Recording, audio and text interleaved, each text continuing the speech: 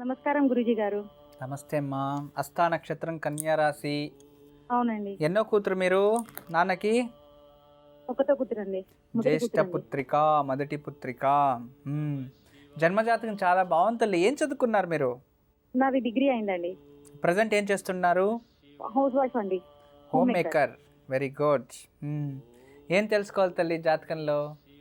సంతానం కోసం తెలుసుకుందామని చేశానండి. మీ ప్రోగ్రామ్ రోజు చూస్తుంటానండి నేను. శుభం. ఎన్ని సంవత్సరాలు అయింది తల్లి పెళ్ళయి? 5 years అవుతుందండి. 5 years. డాక్టర్ని కన్సల్ట్ చేశారా? చేస్తున్నామండి. డాక్టర్స్ ఏం చెప్పారు? అంటే ప్రాబ్లం ఏం లేదు అని చెప్పారండి. Just PCOD problem. ఓ, పీసీఓడి ప్రాబ్లం అనిందా? Okay, thyroid normal. అవునండి. సరే తల్లి, మీకు తప్పకుండా థైరాయిడ్ 25 mcg ఉందండి. ఓకే ఓకే, సరే తల్లి. నేను కొన్ని పరిహారాలు ఇస్తాను, చేయండి తల్లి. మీ జన్మజాతకంలో అయితే చతుస్థానం చూపిస్తుంది, మంచిగానే ఉంది. ఏ దానికి భయపడకండి, ఎందుకంటే యోగం ఉంది, యోగం కనబడుతుంది, యోగం వచ్చింది అని ఉంది. అందువలన మీకు ఖచ్చితంగా సత్సంతానమే ఉంటుంది. నేను కొన్ని పరిహారాలు చెప్తాను, చేయండి. మీ ఇంటి దేవుడు ఎవరు? శివుడు. శివుడు, పరమేశ్వరుడు. ఓకే. ప్రతి మంగళవారం సుబ్రహ్మణ్య స్వామికి పాలాభిషేకం చక్కగా ఒక 16 వారాలు చేయించండి. అదే రోజు ఉదయాన్నే భార్యాభర్తలు ఇద్దరూ కలిసి నాగదేవతలకి పాలు పోసి ఒక కొబ్బరి నూనెతో దీపం వెలిగించి గరక అలంకరణ పెట్టి గంధం పెట్టి 6 ప్రదక్షిణ చేయాలి. ఇలా 16 వారాలు చక్కగా మీరు చేసుకుంటూ ప్రతి బుధవారం కృష్ణ దేవాలయంలో ఒక నెయ్యి దీపం వెలిగించండి. శుక్రవారం గోమాతకి మీ చేతుల నుండి ఏదైనా తినబట్టి 5 ప్రదక్షిణ చేయండి, చాలు. ఈ 16 వారాలు చేస్తే అమ్మ ఖచ్చితంగా మీకు త్వరలోనే సత్సంతానం ప్రాప్తిస్తుంది. అంతేకాకుండా మీకు ఈ పీసీఓడి ప్రాబ్లం ఉంది అని చెప్తున్నారు కాబట్టి ఈ పీసీఓడి ప్రాబ్లం దూరం అవ్వడానికి మీరేం చేయాలంటే తెల్ల మందారము పుష్పము కానీ తెల్ల మందారం చెట్టు ఆకు కానీ రోజు ఒక ఆకు సేవిస్తూ ఉంటే 3 నుంచి 4 మాసాల్లో ఆ ఒక పీసీఓడి ప్రాబ్లం తగ్గుతుంది. ఆ తర్వాత గర్భం నిలుస్తుంది తల్లి. శుభం అవుతుందమ్మా. ఎప్పుడు మా ఆశీస్సులు ఉంటుంది తల్లి. నమస్తే. గురుజీ, దేవుణ్ణి ఏ విధంగా ఆరాధించాలో తెలియజేస్తున్నారు. దేవుళ్ళని శ్రద్ధాభక్తితో ఆరాధించాలి అని మాట్లాడుతున్నాం. నిన్నటి ఒక కార్యక్రమంలో మనం రత్నాల గురించి మనం మాట్లాడుతూ వచ్చాం. ఇక రత్నాలు, ఏ రత్నము ఏ ఉంగరం వేసుకోవాలి ఆ విచారము, రత్నాల్లో ధరించడం వల్ల ఏ అనారోగ్యం దూరం అవుతుంది ఒక వైజ్ఞానికం. అంటే మనం ఇంచోపు ఇన్ని రోజులు మనం ఏం చేసామంటే రత్నము అనేది ధరిస్తే మనపైన ఎలాంటి ప్రభావం చూపిస్తుంది అంటే దేవుళ్ళ కిరీటం పైన మన దేవుళ్ళకి అలంకరించడం వలన ఎలాంటి చెడు దృష్టి దేవుడి పైన పడకుండా విగ్రహం చక్కగా ఉంటుంది.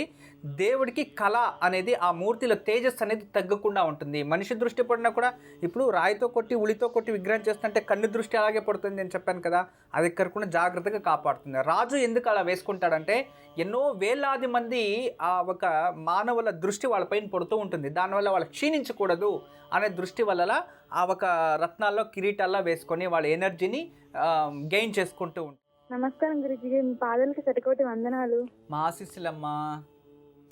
చాలా చాలా చాలా చాలా సంతోషంగా ఉంది గురుజీ గారు. గాడ్ బ్లెస్ యు తల్లి. భగవంతుడు నీకు మంచిది చెయ్యని.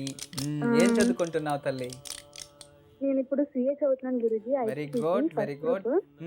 ఐపీసీ అయిందా? ఐపీటీసీ లేదు గురుజీ, మొన్నే పాస్ అయ్యాను. సిపిటి అయిందా? ఓకే. నవంబర్ అటెంప్ట్ లో రాస్తాను. అంటే బీకామ్ చేసుకొని సిఏ చేస్తున్నావా? డైరెక్ట్ సిఏకే వెళ్ళావా? డైరెక్ట్ గా సిఏకే వెళ్ళాను గురుజీ, సిపిటి రాసి. ఓకే. అది గురుజీ, ఎలా చదువుతాను, లైఫ్ ఎలా ఉంటుంది? బాగా చదువుతావు తల్లి నువ్వు, అందుకే సిఏకి వెళ్ళావు. ఎడ్యుకేషన్ బాగుంది. ఆశీర్వాదం గురుజీ గారు.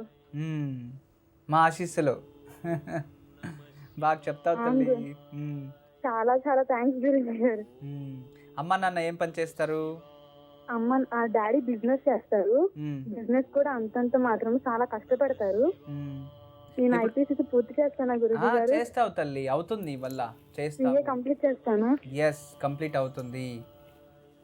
అంటే నాకు ఎగ్జామ్స్ అన్నగానే ముందు రోజు టెన్షన్ వచ్చేసి నరాలన్నీ వీక్నెస్ వచ్చేసి చాలా ఇదిగా అవుతుంది. ఇదేమో ఎగ్జామ్ 6 అంటాం కదా, ఓమ్ 6 లో ఎగ్జామ్ 6 ఇది నీకు ఎగ్జామ్ ఫీవర్. అలాంటిది నీకు చాలా టెన్షన్ పడిపోతాను గురుజీ. అసలు దేవుడు అంటే చాలా ఇష్టమా? చాలా గురుజీ. అసలు సాయిబాబాని బాగా పూజిస్తాను. అమ్మకి ఇష్టం మాట్లాడతారా గురుజీ? ఇప్పుడా? ఇవ్వు. హలో గురుజీ, పాదాలు వందనాలు గురుజీ. మా ఆశీస్సులు తల్లి. అసలు ప్రోగ్రామ్ వచ్చిన దానికి జీటీవీలో చూస్తాను ఉంటున్నా సార్. అసలు ఏ రోజు కూడా నేను ఇది అవ్వలేదు గురుజీ, మిస్ అవ్వలేదు. ఏ రోజు కూడా మిస్ అవ్వలేదు. సరే తల్లి, మంచిది. మీ కూతురు కానీ మాకు అసలు ఎప్పుడు చూసినా అప్పులుగానే ఉంటదండి. ఒక్క రూపాయి కూడా మేము దాయట్లేదు అసలు. ఆ వెంకటేశ్వరునికే అప్పు ఉంది కుబేర స్వామి దగ్గర. ఇంకా మనుషులు, మన మానవులు మనకు లేకుండా ఉంటుందా? సరే, మీ అమ్మాయి పునర్వాసు నక్షత్రంలో మిథున రాశిలో జన్మించింది. చాలా బాగుంది జన్మజాతకము. మంచిగా చదువుతుంది. బాగా ప్రాక్టీస్ చేయమని చెప్పండి. బాగా చదివితే అమ్మాయి ఒకే ఫస్ట్ అటెంప్ట్లోనే పాస్ అయిపోతుంది. బాగుంది జన్మజాతకం. చక్కగా చదువుతుంది. అమ్మాయి చేతికి ఇవ్వండి. హలో గురుజీ. అమ్మా, నేను కొన్ని పరిహారాలు చెప్తాను, రాసుకో తల్లి. సరే. ఇప్పుడు అమ్మమ్మ ఇంట్లో ఉంటావా? అమ్మమ్మ వాళ్ళ ఇంట్లో ఉంటాను గురుజీ, అక్కడే చదువుకుంటున్నాను. ప్రతి మంగళవారము గణపతికి ఉదయం కానీ సాయంత్రం కానీ తెల్ల జిల్లేడు పూల మాల మీరు ఇవ్వాలి. తర్వాత బుధవారం ఉదయాన్నే చిన్నగా గణపతి విగ్రహం పెట్టుకో. కొబ్బరి నూనెతో 2 దీపాలు వెలిగించాయి. ఓం ఘం గణపతయ్యే నమః. ఇంతకు నువ్వు మంత్రం ఏదో చెప్పావు కదా, ఆ మంత్రాన్ని చెప్పుకొని ఒక గరిక అలా 21 సారి చెప్పుకొని 21 గరిక పెట్టాలి చక్కగా. తర్వాత ప్రతిరోజు కూడా హనుమాన్ చాలీసా ఒక 5 నిమిషాలు చదువుకో. శనివారం రోజు నవగ్రహాల ప్రదక్షిణ చేసుకో తల్లి. ఇంత చక్కగా నువ్వు చేసుకో. దగ్గరలో ఎగ్జామ్ ఉంది అన్నప్పుడు ఫీవర్ అనేది వస్తుంది కదా, అది కూడా రాదు. నువ్వు చక్కగా చేసుకుంటూ ఉండు. అన్నిట్లో నీకే అభివృద్ధి అవుతావు, మంచి డెవలప్మెంట్ అవు, మంచి సిఐ ఆఫీసర్ అవుతావు తల్లి. నేను చెప్పిందే చెయ్యి, వేరే ఇంకేమీ అవసరం లేదు. ప్రతి సంకష్టర చతుర్థి రోజు గణపతి విశేషంగా నీకు ఎంత శక్తి ఉంటే అంత శక్తి ఇంట్లోనే సంకష్టర చతుర్థి వ్రతం కానీ లేదా ఆ రోజు పూజించుకోవడం కానీ అలాంటిది ఏదైనా చేస్తూ ఉండు.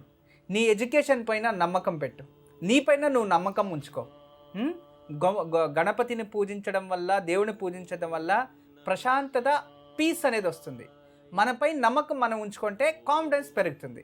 అప్పుడు పీస్, కాన్ఫిడెన్స్ 2 కలిసి వచ్చాయంటే విజయం ప్రాప్తిచ్చేస్తుంది. అంతే, సరేనా? నేను చెప్పింది చక్కగా పాటించు. సిఏ కంప్లీట్ అవుతుంది. ఎప్పుడు మా ఆశిస్తుంటుంది తల్లి. నమస్తే గురుజీ. మరి ఈనాటి యోగక్షేమం? ఇక ఈనాటి యోగక్షేమం ఈరోజు చాలా మాట్లాడుకోవాలి అనుకుని వచ్చాను, టైం అయిపోయింది. మళ్ళీ రేపటి కార్యక్రమంలో నవరత్నాల గురించి, ఏ రాశి వారు ఏ రోజు ధరించాలి, మళ్ళీ ఏ ప్రాబ్లంకి ఏ రత్నం ధరించాలి, చాలా వివరాలు చక్కగా తెలియచేస్తాను. చక్కగా రోజు వినండి, మీకు అనుకూలమైంది మీరు వాడుకోండి. అర్థమైంది కదా? ఉపయోగం చేసుకోండి. ఇక ఈరోజు అష్టమి రోజు, జ్యేష్ఠ నక్షత్రంలో సోమవారం కలిసి వచ్చింది. ఈరోజు రుద్రుని ఆరాధించే రోజు. ఎలాంటి రుద్రుని? రుద్రుడు అంటే కోపంలో, తాండవంలో ఉన్న రుద్రుడు. రుద్రుడు అనే పేరు ఎప్పుడొచ్చింది చెప్పండి? రుద్ర అని ఎప్పుడన్నారంటే ఆ ఒక యుద్ధము అంటే సతీదేవిని శిరస్సు పైన ఎత్తుకొని నాట్యం చేస్తుంటే అప్పుడు రుద్రావతారం, రుద్ర తాండవ అనేసారు. అలా ఈరోజు కూడా మనకి ఏదైనా శత్రుత్వం ఉండి, కోర్టు గొడవలు ఇలాంటివి ఏదైనా ఉంటే ఈరోజు రుద్రుని మనం పూజించాలి. అష్టమి సోమవారం. అందువల్ల ఈరోజు యథాశక్తి మనం ఏం చేయాలంటే ఒక చిన్న శివలింగం, ఇంట్లో ఉండే శివలింగానికి ఎరుపు నీళ్ళల్లో పసుపు అభిషేకం చేయకూడదు శివుడికి, గుర్తుపెట్టుకోండి. ఎరుపు నీళ్ళల్లో మరియు విభూతి నీళ్ళల్లో, గంధపు నీళ్ళల్లో శివుడికి యథాశక్తి అభిషేకం చేసి నెయ్యి దీపం వెలిగించి శివతాండవ స్తోత్రాన్ని పఠించుకోండి. తర్వాత బిల్వదళం పెట్టండి. ఇలా చేసి శివ దారిద్ర దహన స్తోత్రం పఠించుకోండి. అలా చేయడం వల్ల దారిద్రము దూరం అవుతుంది, శత్రుత్వము తగ్గుతుంది. కోర్టు చట్టబద్ధ రీత్యల్లో మీకు శుభం లభిస్తుంది, అంటే విజయం ప్రాప్తిస్తుంది. అద్భుతమైన యోగక్షేమం చక్కగా చేయండి. దీని అనుభవాలు మీరు ఆనందించవచ్చు.